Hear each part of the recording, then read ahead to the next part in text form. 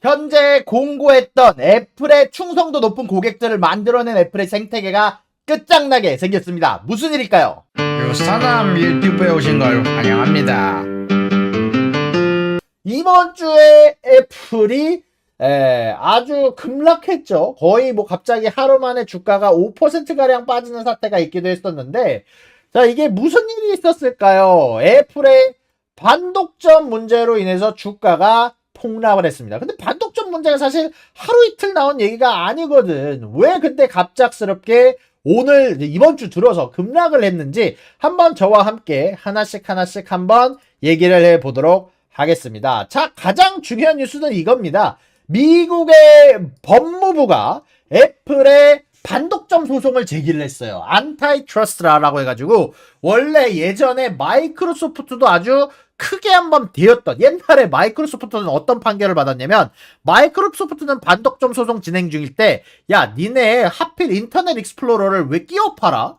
인터넷 익스플로러 끼워 팔았으니까 니네 회사 두 개로 나눠라는 소송까지 나왔어요. 판결 결과가 마이크로소프트가 앞으로 기업 하나로 움직이지 말고 앞으로는 운영체제를 담당하는 기업, 인터넷 익스플로러나 오피스 같은 거를 담당하는 소프트웨어 기업, 이 두 가지로 나눠라 라고 원래 반독점에 대한 판결이 나왔었어요. 다행히 항소를 통해서 이게 다른 걸로 좀 바뀌기는 했지만 애플도 그 정도 급의 소송이 현재 미국에서 진행 중이다라고 보시면 됩니다. 자, 이것 관련해서 이미 EU 쪽에서도요, 사실 스포티파이가 터트린 작은 공이라고 할 수 있는데, 자, 이 스포티파이라는 기업이 사실상 미국에서 가장 많이 쓰이고 있는 음악 스트리밍 앱입니다. 멜론 같은 거예요. 근데 이 음악 스트리밍 앱이 애플 아이폰에서 우리가 앱을 출시를 하는데, 웃긴 게 아이폰은 사실상 애플 스토어밖에 못 쓰잖아요. 애플 스토어밖에 못 쓰니까,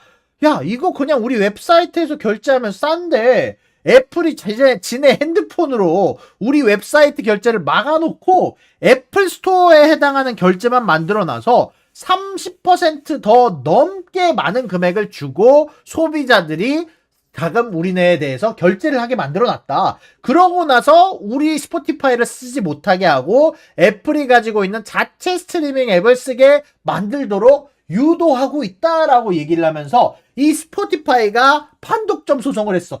이랬을 때 그냥 애플이 미안해 라고 했으면 될 텐데 이게 이야기가 커져버렸습니다. 이미 커졌어. 자, 이미 EU에서 반독점 DMA 관련해서 소송에 대한 결과가 나왔고 과징금으로 2조 7천억 원을 받았습니다. 근데 문제는 이것만으로 끝났으면 미안해, 오케이, 땡큐 이렇게 됐겠지만 이게 미국까지 불이 번져버렸어요.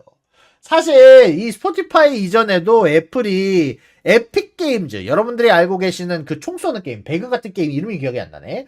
그 게임을 만든 에픽 게임즈하고도 비슷한 소송이 있었는데 그때는 애플이 이겼거든. 근데 이게 EU에서 반전된 판결이 나오니까 뒤집어져 버린 거지. 뒤집어졌어요.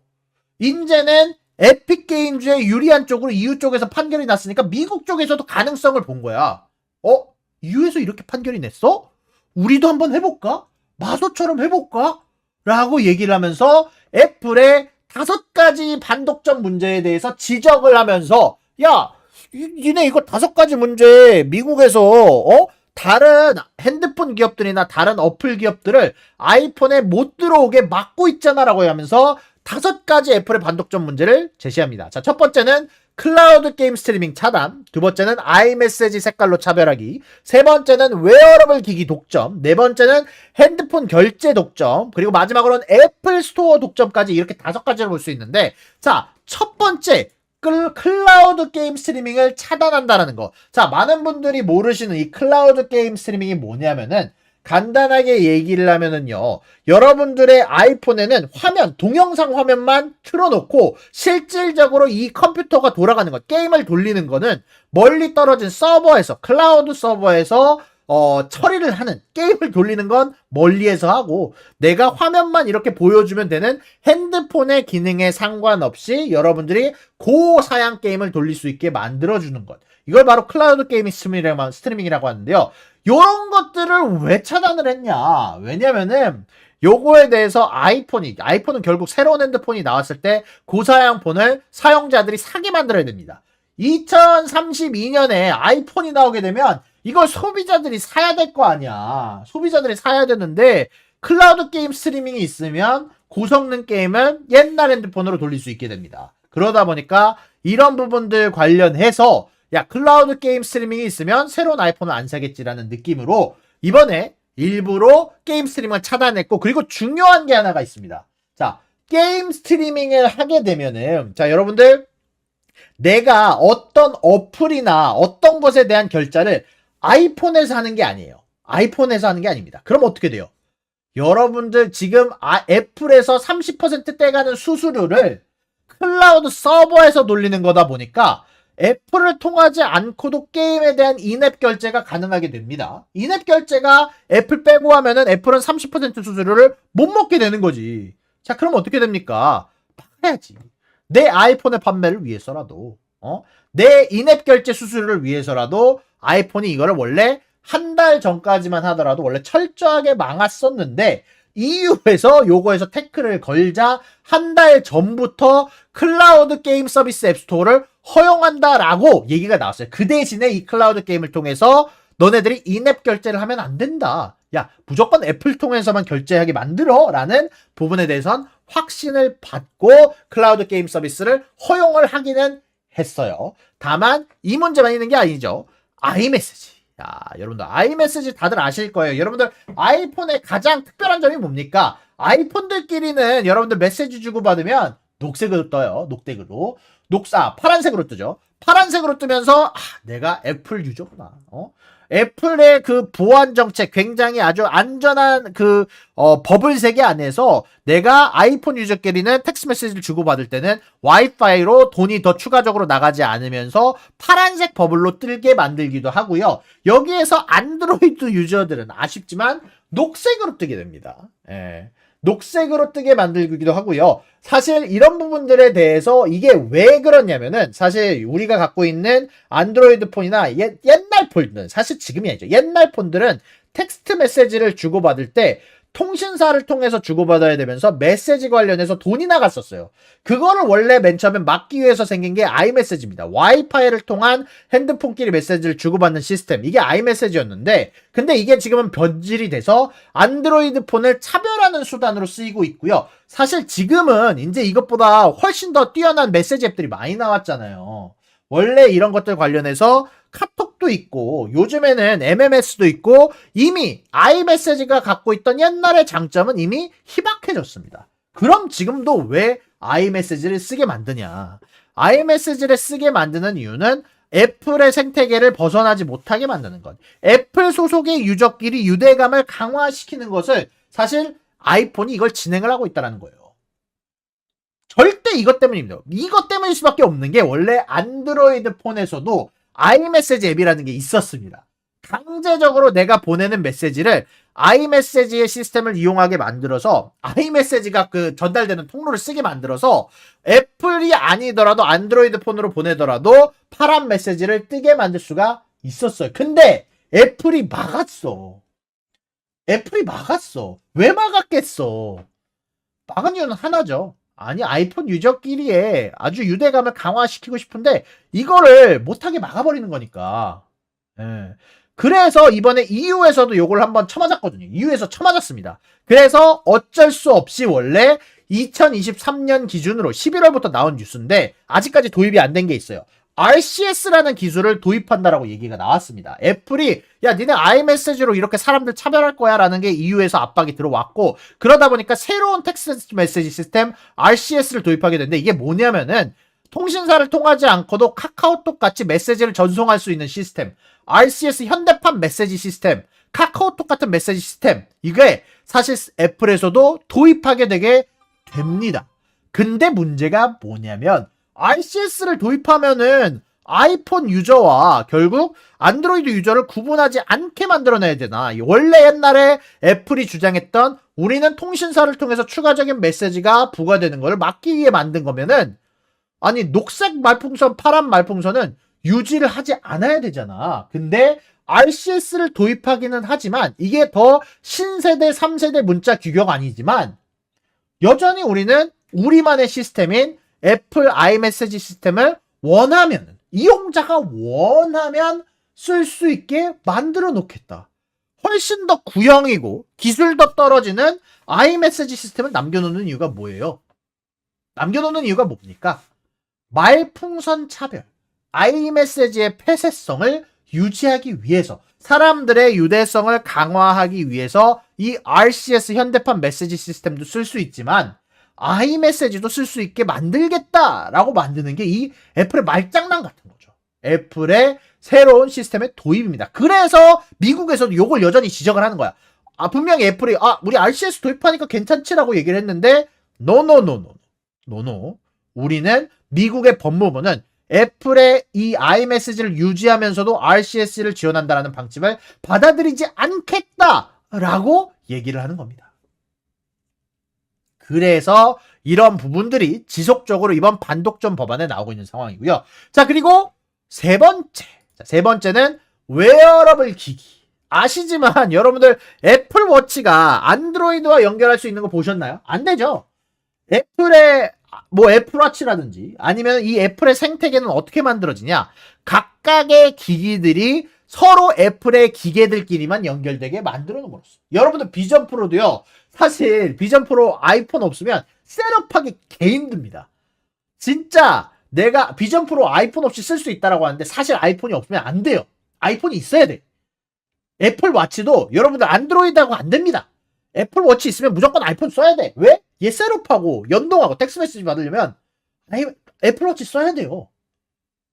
원래 근데 웃긴 게 2023년에 옛날이죠. 이제 1, 2년 전까지만 하더라도 이 애플워치를 안드로이드 폰과 호환을 하려고 했었습니다. 원래는 이거를 프로젝트 펜넬이라고 해가지고 애플워치를 이제 안드로이드 유저에게도 팔아먹겠다라고 하면서 안드로이드 기기와 호환되는 만드는 작업을 진행을 하고 있었어요. 근데 대놓고 아이폰과 독점적으로 호환되는 애플워치가 아이폰하고 연결만 되게 만들어야지 애플워치를 이미 산 사람들이 그 다음에도 아이폰을 사게 만들겠지.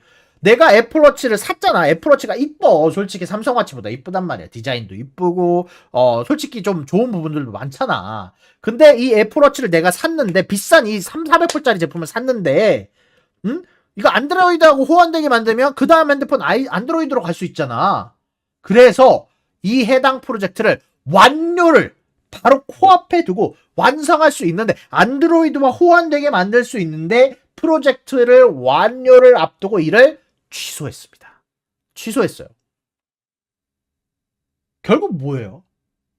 이 애플워치 웨어러블 기기를 결국 이거를 애플 아이폰과 연동되게만 만들어 놓는 이유는 아이폰을 벗어나지 못하게 반독점 법안에 위배가 되게 만드는, 비싼 제품을 샀으면 애플 것만 사라를 강요하게 되는 이 정책을 강요하기 위해서, 애플의 생태계를 유지하기 위해서 아이폰과만 연결이 가능하게 만들어 놨다는 게 이 프로젝트 처리를 통해서 드러나게 된 거죠. 자, 그리고 그 다음 네 번째, 애플페이. 자, 여러분들 구글페이 아시죠? 삼성페이 아시죠? LG페이도 나올 뻔하다가 잘 안 됐지만 있었어요. 자, 근데 안드로이드 폰에서는 이 많은 애플페이는 아니지만 구글페이, 삼성페이는 되지만 아이폰에서는 뭐만 됩니까? 아이폰에서는요, 애플페이만 돼요. 자, 이게 왜 그랬을까요? 왜 안드로이드 폰은 구글페이, 삼성페이 이런 거 다 되는데 왜 애플페이는 안 돼? 왜냐면은 애플은 근본적으로 NFC 칩이라고 해가지고 사실 결제를 위해서 사용되게 만드는 칩을, 이거를 다른 앱들이 못 쓰게 막아놨습니다. 막아놨어요. 이 애플페이를요, 이 NFC 칩을 쓰게 만드는 거를 다른 앱들도 쓸 수 있게 자동적으로 크게 오픈을 해놨는데 요거를 아예 아니야. 우리 핸드폰, 아이폰은 애플페이만 쓰게 만들어야지. 애플 제품만 쓰게 만들어야지. 라고 얘기를 하면서 다른 제품들은 막아놨습니다. 그래서 EU에서 욕을 개쳐먹었어. EU에서 개쳐먹었어. 애플은, 애플페이, 우리 핸드폰으로 결제앱을 만들면 여기서 나온 수수료를 어차피 우리가 다 먹겠지? 이걸 다 먹을래라고 얘기를 한 상황이고, 구글페이랑 삼성페이는 일단 플랫폼을 딱 오픈해놓고, 그 다음에 우리가 탑이 돼야 된다라고 얘기를 해놓는 거란 말이에요. 그래서 EU 쪽에서 이미 벌금을 때렸습니다. 자, 이미 EU에서 야 니네 이거 반독점이야 라고 얘기를 하면서 자, 이미 결판이 났어. EU에서 결판이 났어. NFC 결제를 허용을 해라 라고 해서 이 애플도 진짜 양아치인 게, 자, EU에서 이런 판결이 났으면 미국이나 뭐 한국이나 뭐 중국이나 이런 데도 다 오픈해줘야 되잖아. 그게 아니라 EU 한정으로, 유럽 한정으로 NFC 결제를 허용을 하게 해줍니다. 근데 미국에서도 빡치지. 뭐야 이 새끼. 유럽에서만 치사하게 오픈하고 다른 데서는 오픈을 안 하네? 라고 얘기를 하면서 NFC 결제에 대해서 이번에 미국에서도 반독점 소송을 걸어버린 거죠. 근데 아까 여기에서 언급된 서드 파티 앱스토어. 근데 이게 가장 중요합니다.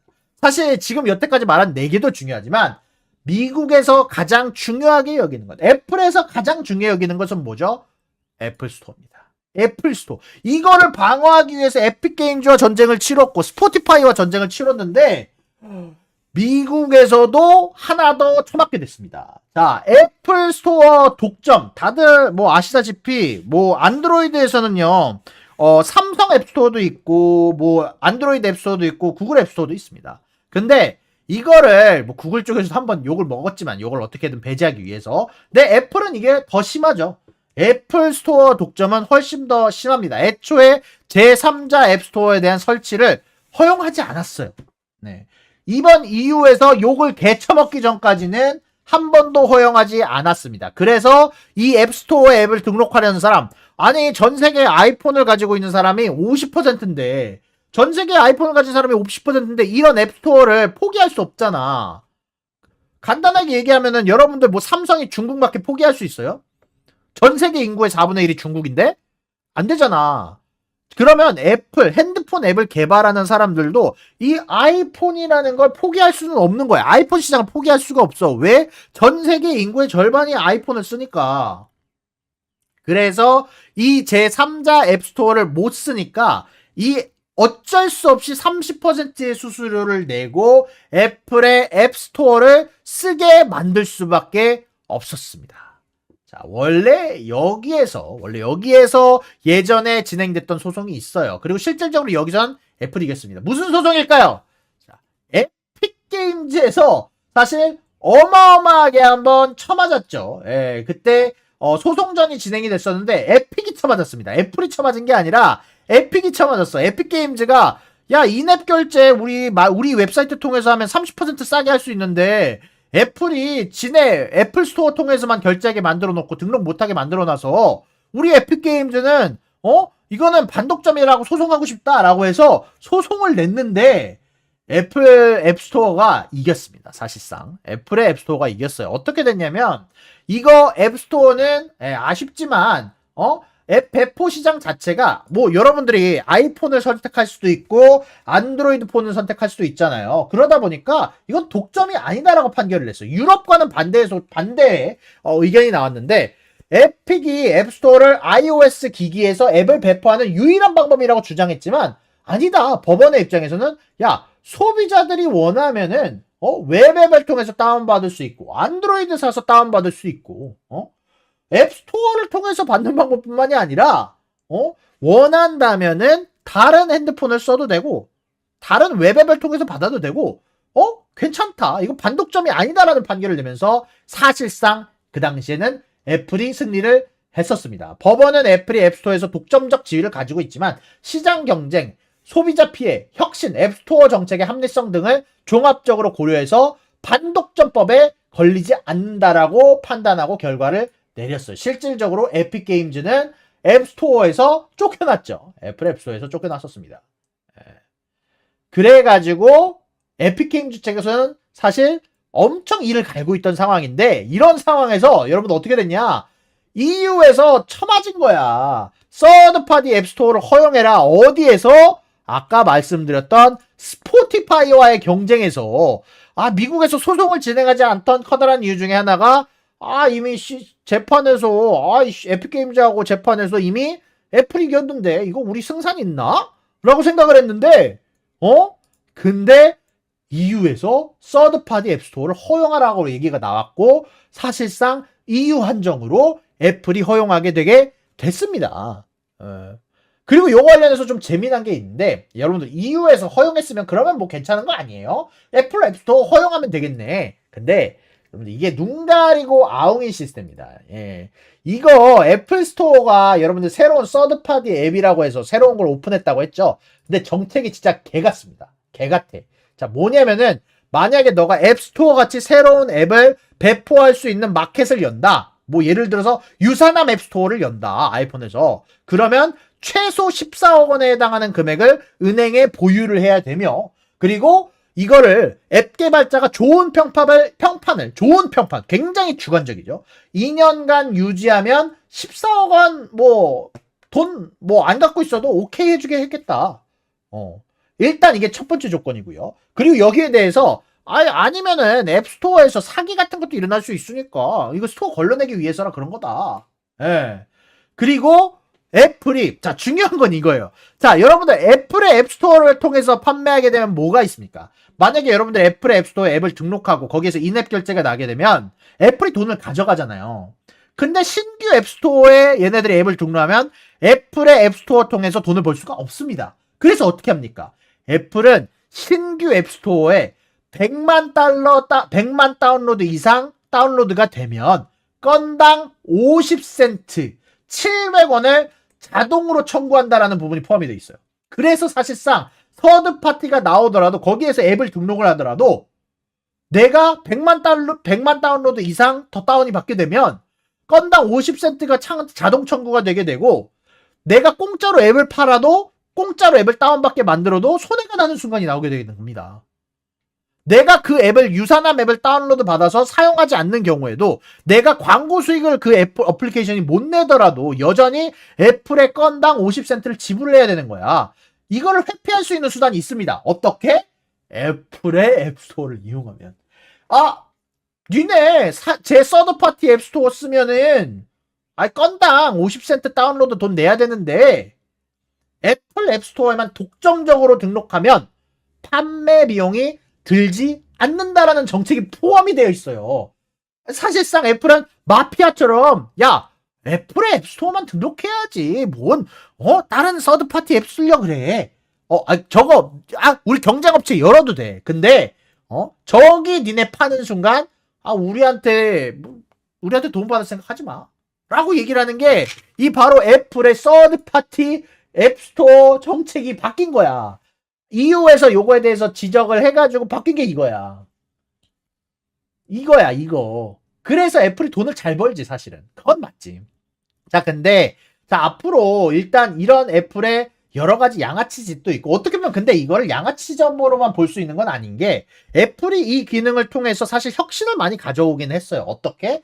애플이 이 생태계를 사람들이 더 많이 쓰게 하기 위해서 비전 프로를 개발하기도 했고요. 다들 아시다시피 애플 워치도 갖고 온 것도 애플이고 다들 아시는 이 이어버드 그거 뭐더라? 에어팟도 애플의 생태계를 유지하기 위해서 개발을 한 거잖아. 이 독점적 지위를 가져가기 위해서 애플이 개발한 여러 수단 중에 하나들이 이런 것들이란 말이야. 그래서 나쁘게만 볼 수는 없어요. 애플이 그 대신 보안도 철저하고 훨씬 더 서비스에 대한 기준이 좋기는 하거든요. 그렇지만 결국 이게 해체가 될 수도 있는 순간이 올 수도 있다라고 생각을 하는데 여기에 대해서 이미 어느 정도 근데 결판이 나 있습니다. 어떻게 결판이 나 있냐? 애플은 이미 EU에서 어마어마하게 쳐맞았죠. 사실상 서드파티 지갑 NFC 결제를 허용하게 되게 되고요. 서드파티 앱스토어를 EU 한정으로 허용했습니다. 클라우드 게이밍 서비스도 이미 허용을 했고요. 메시징 앱도 RCS를 허용하라고 EU에서 요청을 받고 미국에서도 지랄을 하는 중입니다. 미국에서도 지랄을 하고 있지. 여기에서 우리가 집중해서 봐야 될 거는 서드파티 지갑 결제 허용, 서드파티 앱스토어 허용. 이거는 EU에서는 허용이 됐지만 미국에서는 안 풀린 것들이었어. 근데 이게 허용이 되게 되면 애플이 받고 있는 어마어마한 수수료가 미국을 포함해서 다른 국가들에서 날아갈 위기에 처해 있는 겁니다. 그래서 EU에서는 벌금을 3조 원밖에 안 쳐맞았지만 주가가 몇백억, 몇백억이 된다. 몇백억 달러. 어마어마하게 기업 가치가 그 이상으로 수십 배, 수백 배가 떨어지게 된 이유가 바로 이것들입니다. 앞으로 얘네들이 가지고 있는 수수료의 독점적인 지위가 날아가게 될 위기에 처해 있으니까. 그런데 이미 EU에서 판결이 났잖아요. EU에서 판결이 났어. 예. 근데 여기에 대해서 미국은 그럼 유럽과 어떻게 다르냐? 예전에 일단 나왔던 얘기들도 한번 여러분들랑 얘기를 좀 해볼 텐데, 자, 요 반독점 소송에 대해서 이거를 미국에서는 DMA라고 하고, 유럽에서는 DMA라고 하고, 미국에서는 엔타이트러스트라고 얘기를 하는데, 근데 예전에 마이크로소프트도 26년 전에 반독점 소송으로 진짜 회사가 날아갈 뻔한 위기가 있어요. 근데 여러분들 지금 애플만 걱정하시는데 사실 구글도 이번에 쳐맞았습니다.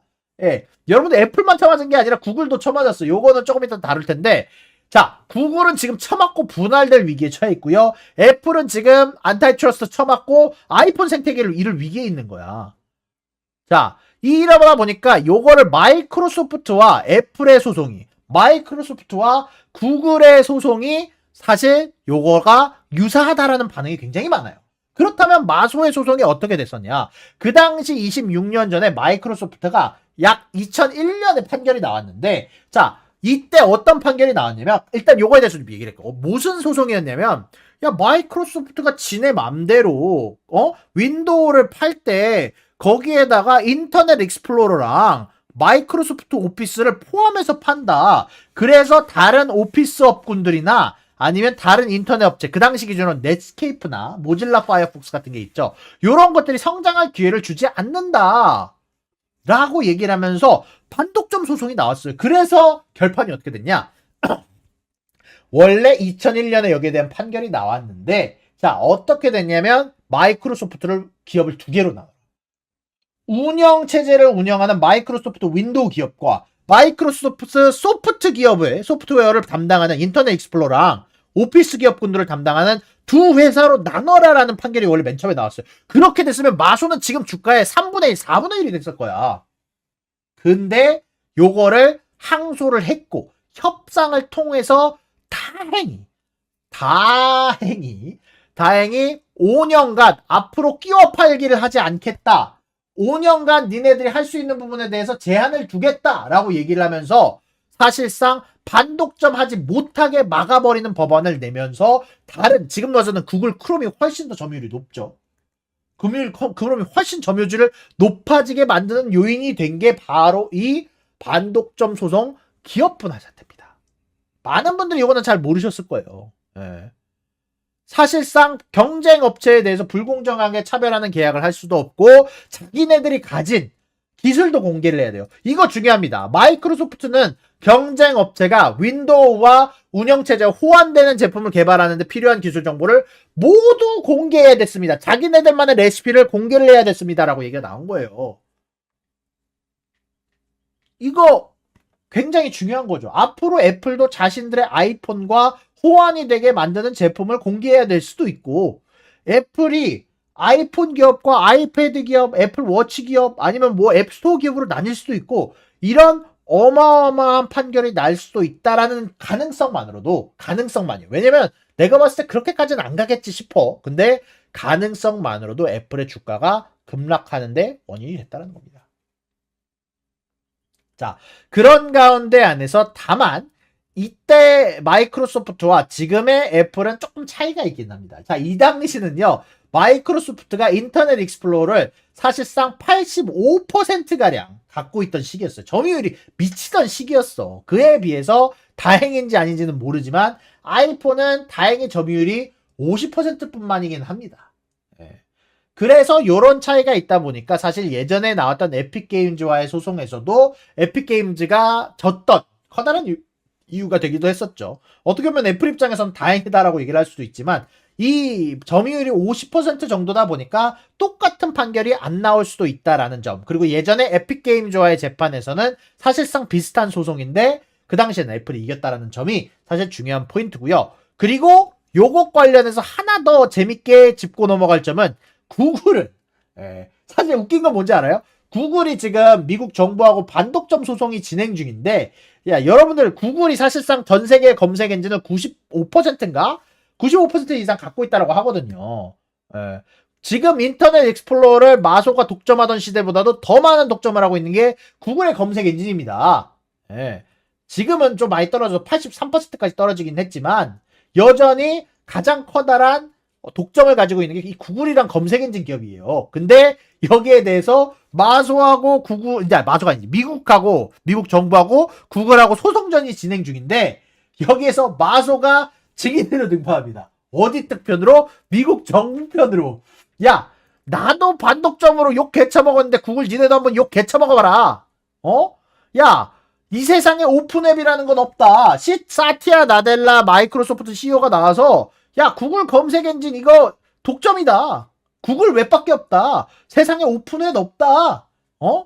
사용자가 검색 기본값을 바꿀 수 있다는 구글의 주장은 거짓이다.